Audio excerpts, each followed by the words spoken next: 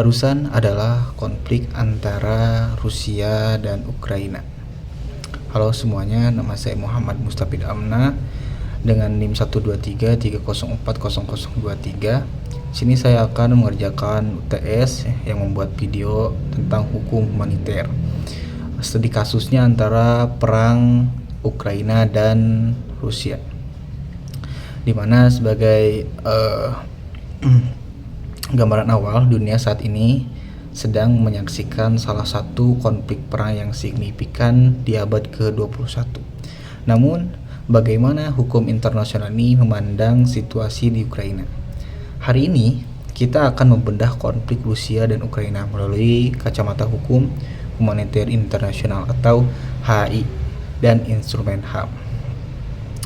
Baik, pertama, dari segi kronologis yang singkat. Konflik ini berakar dari ketegangan geopolitik pasca runtuhnya Uni Soviet. Puncaknya terjadi pada Februari tahun 2022 ketika Rusia meluncurkan operasi militer khusus.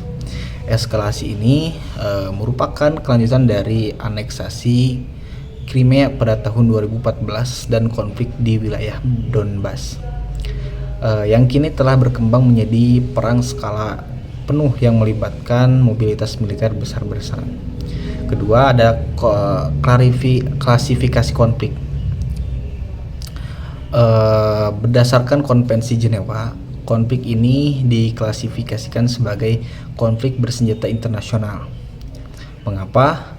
Karena terjadi pertempuran antara dua negara berdaulat, antara Rusia dan Ukraina. Dasar hukumnya merujuk pada pasal 2 dan 1. Ayat 1. Konvensi Jenewa 1949 yang menyatakan bahwa konvensi berlaku dalam semua perang yang dinyatakan atau konflik bersenjata lainnya yang timbul antara dua atau lebih pihak peserta. Itu. Lalu analisis hukum humaniter internasionalnya, dalam hukum humaniter internasional terdapat 4 prinsip utama yang harus ditaati. Pertama, disconnection atau pembedaan. Pihak yang bertikai wajib membedakan antara kombatan dan penduduk sipil. Serangan yang menyasar fasilitas sipil secara sengaja merupakan pelanggaran berat. Yang kedua, ada proporsionalitas, yaitu keuntungan militer yang diharapkan harus sebanding dengan risiko kerugian sipil. Jika serangan menyebabkan kerusakan sipil yang berlebihan, maka itu melanggar prinsip ini. Ketiga adalah kebutuhan militer. Kekerasan hanya diperbolehkan jika diperlakukan untuk mencapai tujuan militer yang sah. Keempat, ada kemanusiaan. Melarang tindakan yang menyebabkan penderitaan yang tidak perlu atau bisa kita sebut sebagai unnecessary suffering. Keempat, selanjutnya adalah pelanggaran HI dan HAM. Ikon Palu, Hakim, dan dokumen PBB. Banyak laporan dari organisasi internasional yang mengidentifikasi adanya dugaan kejahatan perang seperti penargetan infrastruktur energi sipil dan serangan di area permukiman padat. Ini merupakan pelanggaran terhadap protokol tambahan 1 Konvensi Jenewa. Selain itu, pelanggaran HAM berat seperti penyiksaan dan pembunuhan di luar hukum atau bisa disebut extrajudicial killings melanggar Deklarasi Universal HAM dan Kovenan Internasional tentang Hak Sipil dan Politik. Kelima, analisis berbasis teori, just war theory. Bisa seperti itu ya. Jika kita menggunakan just war theory, perang ini harus memenuhi syarat jus in bellum atau hak untuk berperang. Rusia berargumen atas dasar preemptive self-defense. Namun klaim ini ditolak oleh sebagian besar komunitas internasional yang karena tidak memenuhi kriteria ancaman yang segera atau imminent threat. Oleh karena itu, tindakan tersebut dianggap melanggar prinsip kedaulatan negara dalam piagam PBB.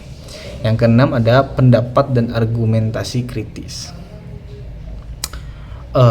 Berbicara tentang konflik Rusia dan Ukraina secara hukum, argumen Rusia ini seringkali dianggap tidak memiliki dasar yang kuat dalam hukum internasional. Penggunaan kekuatan militer untuk mengubah batas suatu wilayah negara secara paksa adalah pelanggaran mendasar terhadap pasal 2 ayat 4 Piagam PBB. Ketiadaan akuntabilitas yang efektif akibat posisi Rusia di Dewan Keamanan PBB menjadi tantangan besar bagi penegakan hukum internasional. Penting bagi komunitas global untuk terus mendokumentasikan setiap pelanggaran guna memastikan keadilan di masa depan melalui mekanisme seperti Mahkamah Pidana Internasional atau ICC.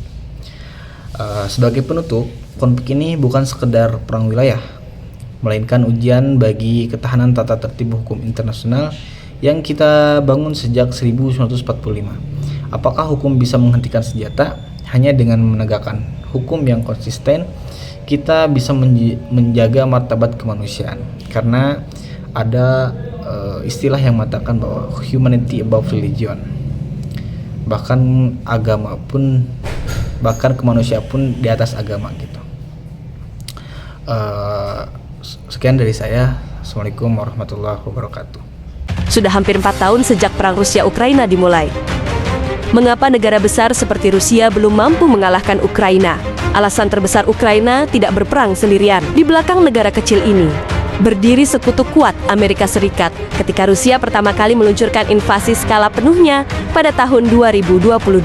Ia percaya Ukraina akan jatuh dalam waktu beberapa minggu atau bulan, tapi Ukraina membuktikan Rusia salah. Seluruh penduduk bersatu, warga sipil menjadi tentara, dan perlawanan tersebar di seluruh negeri dengan dukungan Amerika Serikat dan Barat. Ukraina menerima senjata canggih intelijen waktu nyata dan pengawasan satelit yang memungkinkannya untuk mengantisipasi dan melawan gerakan Rusia secara efektif. Jika itu adalah negara lain, perang mungkin telah berakhir lama. Alasan tersembunyi lainnya adalah korupsi di dalam sistem militer Rusia sendiri. Negara ini sangat luas, sehingga sumber daya sering mendapatkan senjata yang salah urus, amunisi, dan bahkan persediaan hilang.